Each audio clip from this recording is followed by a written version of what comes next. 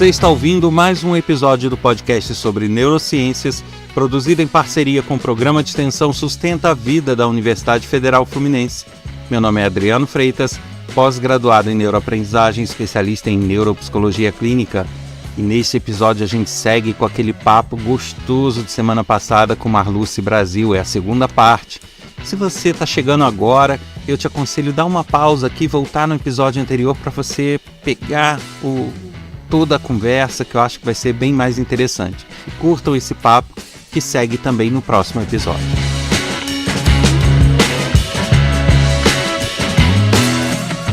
E como eu sempre faço, convido todos a visitarem o meu site www.adrianofreitas.com para ter acesso a vários materiais, informações sobre projetos, materiais em vídeo, alguns trechos de aula, palestras e artigos até. E também agora convidando todos a me seguirem lá nas redes sociais, Instagram, Facebook, TikTok. Em todas essas redes vocês podem me achar pelo nome neurociência.af. Então entrem lá, sigam, que serão postados diversos vídeos curtos com conteúdo, também algumas reflexões, alguns textos e algumas imagens bacanas. Então fico aguardando vocês lá. E por último, quem quiser sugerir um tema, fazer uma crítica, um elogio, é só enviar mensagem para o WhatsApp código 22992221003 ou então pelo e-mail podcast@sustenta-vida.com. Aguardo sua mensagem, hein?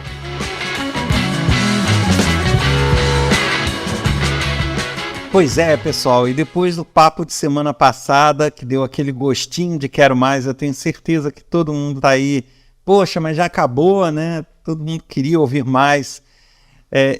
A gente conversou e ela se prontificou em fazer novos episódios, então eu estou de volta aqui com a Marluce Brasil, que vai de novo bater aquele papo gostoso, aquela delícia de conversa que eu tenho certeza que estão todos gostando muito. Ela já se apresentou no episódio anterior, então quem está entrando nesse podcast, quem está acessando este episódio primeiro, eu aconselharia dar uma paradinha, ir lá no episódio de semana passada e depois retomar esse, para já pegar o fio da meada. Mas, se não for possível por algum motivo, eu vou pedir para ela se apresentar de novo, para todos saibam com quem que a gente está batendo esse papo fantástico aqui. Quem não quis voltar vai se arrepender, vai chegar no final, vai querer ouvir tudo de novo, porque realmente é um papo fantástico. Então, seja bem-vinda de novo, Marluce Brasil, e te agradeço muito a disponibilidade e a presença de novo nesse podcast. Ô, meu querido, olha, sabe aquele gostinho de quero mais? Passei a semana inteira com isso, mas que bom, que gostoso estar de volta, me apresentando aí aos seus ouvintes, aliás, aos nossos ouvintes, né? Meu nome é Marluce Brasil, sou corumbaense, pantaneira mesmo, Mato Grosso do Sul, atualmente resido em Campo Grande, a capital do estado. Sou escritora, sou intérprete musical, fui intérprete musical durante 45 anos, tenho uma rede social considerável, não sou milionária em curtidas e assinaturas e seguidores, mas sou bilionária em questão de amigos na internet e você pode ser um dos meus. E estou aqui para a gente conversar, para a gente bater um papo, dar continuidade nas nossas relações de pensamento e de entendimento da vida e principalmente da educação, que é o meu ponto forte. Eu quero falar para você a respeito do projeto Moinho Cultural Sul-Americano.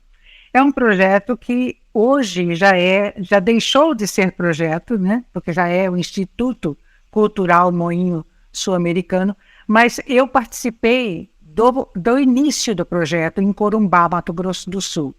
2005 foi que nós instalamos em Corumbá o projeto Moinho. Eu até convido você e todos os seus ouvintes a acessarem o Instagram, Facebook, YouTube, Twitter, todas as redes sociais. Nós temos o projeto, o Moinho Cultural Sul-Americano.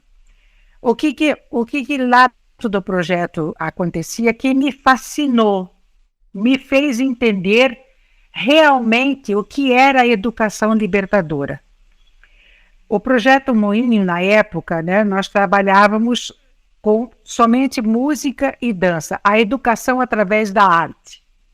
Você trazer para a criança a oportunidade dela expressar o seu pensamento, o seu sentimento, as suas necessidades através da arte, e as crianças iam para o moinho em contraturno da escola. São crianças, a maioria, né, em sua 90% em situações de vulnerabilidade social. E aí o que acontecia? As crianças iam em contraturno para moinho. No moinho elas tinham aulas de música, tem até hoje, né? Durante os primeiros 2 anos, são 8 anos de moinho para cada criança. Então, durante os 2 anos, elas tinham uma aula de tudo, de dança e de música. Aí elas escolhiam se elas queriam ir para dança ou se elas queriam ir para o lado da música. Aí na dança às vezes era balé, era a consciência corporal, o movimento, tal. E na música elas escolhiam os instrumentos que elas queriam aprender a tocar. Tinham também aula de reforço escolar, a criança tinha que estar na escola e elas tinham um momento de complementação, de tirar dúvida, de sociedade, de cidadania, contato com literatura, contato com fotografia, com artes plásticas, com tudo isso para que a criança pudesse ter aquela visão libertadora da educação, que ela pudesse contextualizar na sua vida o que ela estava sendo informada na escola. Tinha atendimento sociológico, atendimento psicológico, e atendimento médico, e o moinho foi crescendo, crescendo, crescendo. Hoje o moinho já completou maioridade. Nós já fomos para a Europa toda, nós já fomos para os países que você imagina, nós já fomos, né? E temos uma companhia de dança hoje. Os nossos alunos que começaram como bailarinos hoje fazem balé pelo Brasil todo, pela Europa, pelos Estados Unidos, né? Os nossos músicos, hoje nós temos uma orquestra de câmara que já tocou com a orquestra do mundo inteiro, já tocou em Sydney, já tocou onde você imagina, né? E hoje a grande parte dos professores de música e de dança do Moinho são ex-alunos, sabe? E aí o que acontece? Quando a gente pega, por exemplo, a Semana do Índio, né? Nós levamos os nossos alunos para as escolas da cidade para que possa ser contada através da arte a história do índio, por exemplo, né? E o que acontece? Uma coisa interessante que eu tinha quando eu era coordenadora do Moinho, e eu era coordenadora de escola também, os meus alunos da escola melhoravam, assim, 60% as suas atitudes dentro da escola, porque eles queriam no ano que vem, no ano seguinte, participar do Moinho. Tinha aquele processo de seleção. Então o Moinho passou a ser um exemplo dentro da escola sistematizada. Entendeu? Passou a ser um ícone para as nossas crianças. Eu fiquei chocada este ano quando eu soube que as escolas da cidade, teve diretor que pediu para que o Moinho não fosse para a escola porque estava atrapalhando as aulas informativas dos alunos. Você acredita nisso? Acredite, meu amigo. É o tipo da coisa surreal de se acreditar. Porque assim, eu acho que as crianças... lógico, tudo depende, né? Você não pode ter uma coisa absoluta, uma regra, né? Tudo depende de como se lida com as situações. Mas eu acho que a criança muitas vezes aprende mais num passeio no parque do que dentro da sala de aula ouvindo blá blá blá de professor. né? Se esse passeio no parque for feito de uma forma adequada e com propostas dentro daquele, né, dentro do que se quer transmitir, eu acho que o passeio vai ser muito mais atrativo, vai ser muito mais dinâmico e vai ter muito mais resultado do que um blá blá blá de aula. Então, como assim deixar atividades lúdicas, deixar atividades artísticas de fora, porque está atrapalhando a professora ficar passando decoreba dela? É isso? Realmente não dá para entender, né? Não dá para entender. É o que eu falo, como a sociedade, o conservadorismo dentro da escola. Aliás, eu sou contra conservadorismo, sabe? Respeito não é conservadorismo, não é sinônimo de conservadorismo. Respeito é sinônimo de liberdade, sabe? E as pessoas confundem isso. Você precisa ser livre para respeitar a liberdade de alguém. Você precisa... Sim. Aí as pessoas começam a engessar a educação dentro da visão conservadorista da educação. Isso não é educar. Isso é aquela educação bancária que a gente falava assim, tipo, abre a gaveta, joga o conteúdo ali, fecha a gaveta, e aí, dane-se, se o aluno aprendeu ou não aprendeu, paciência, ele respondeu na prova, deu certo, tá bom, aprendeu. Aí, 2 dias, 3 dias depois, você faz a mesma pergunta para o aluno, já não sabe mais responder. Não, pois existe um professor, não sei se a senhora conhece, chamado professor Pier, ele, de descendência italiana, chamado Pierluigi Piazzi. Ele já é falecido, ele faleceu não tem muito tempo, infelizmente. Assim, ele era, não vou dizer recriminado, mas ele era muito criticado por educadores, pedagogos e professoras, porque ele falava na lata o que deveria ser dito, e é isso, entendeu? E ele, no final, antes de falecer, ele estava muito nessa linha que eu trabalho, que é a de neurociência aplicada à educação, e ele falava justamente dessas coisas, né? Você tem, eu tenho até um artigo no meu site que eu uso o mesmo termo que ele e faço essa referência, que ele falava pedagogia ou pedagorreia, né? Que ele falava assim, poxa, até que ponto a pedagogia está aberta a você ter um trabalho moderno e ao mesmo tempo eficaz, né? E assim, as novas tendências, as novas descobertas científicas, as novas metodologias, porque a gente enxerga duas coisas, pelo menos com quem eu converso, que também é da mesma área de neurociências, que a neurociência, bem ou mal, é uma área científica, né, laboratorial, que estuda o comportamento derivado da nossa estrutura. Então não adianta você ter uma teoria linda, maravilhosa, uma filosofia lindíssima, mas que na nossa biologia aquilo não se encaixa. O que vai acontecer? Você vai ter uma teoria linda, porém a eficiência dela vai ser mais baixa do que você ter uma teoria que não é muito bonita, um método que não é tão lindo, mas que é extremamente eficiente pela nossa neurobiologia, né?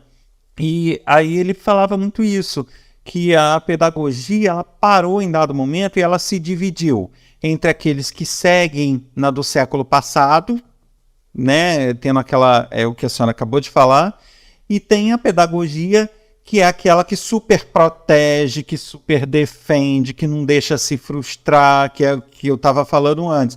Então, por um lado, você tem estruturas educacionais que colocam o aluno numa bolha e nada pode ocorrer com ele, e por outro lado, você tem uma estrutura educacional muito clássica também, muito tradicional, e que não é aberta a outras formas.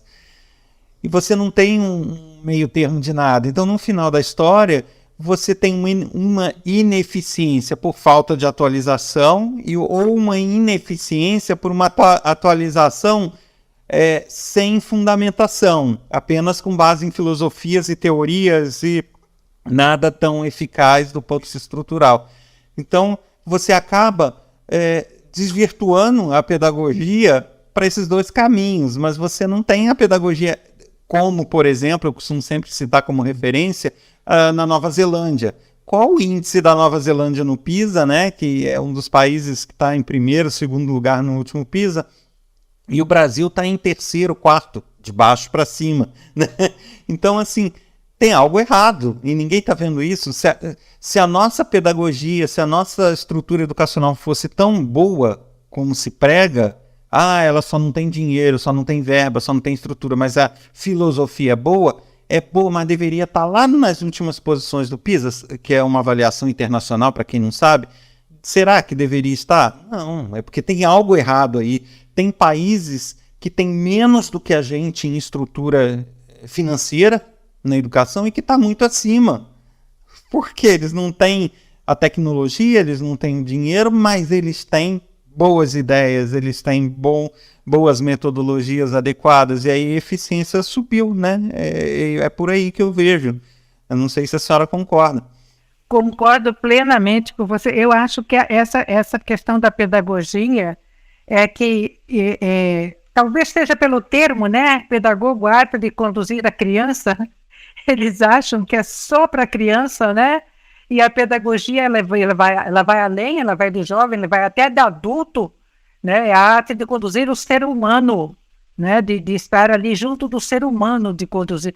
Eu, por exemplo, teve gente que eu trabalhei durante um tempo da minha vida como professora de língua portuguesa, e eu trabalhava à noite numa escola em Corumbá, e nós tínhamos, sabe aquela fase do adulto, principalmente homem, os homens que me perdoem, você me perdoa, mas você vai concordar comigo, existe uma fase do homem em que ele quer mostrar que ele é mais daquilo que ele é, né? Então, eu estava dando uma aula de língua portuguesa sobre plural dos nomes.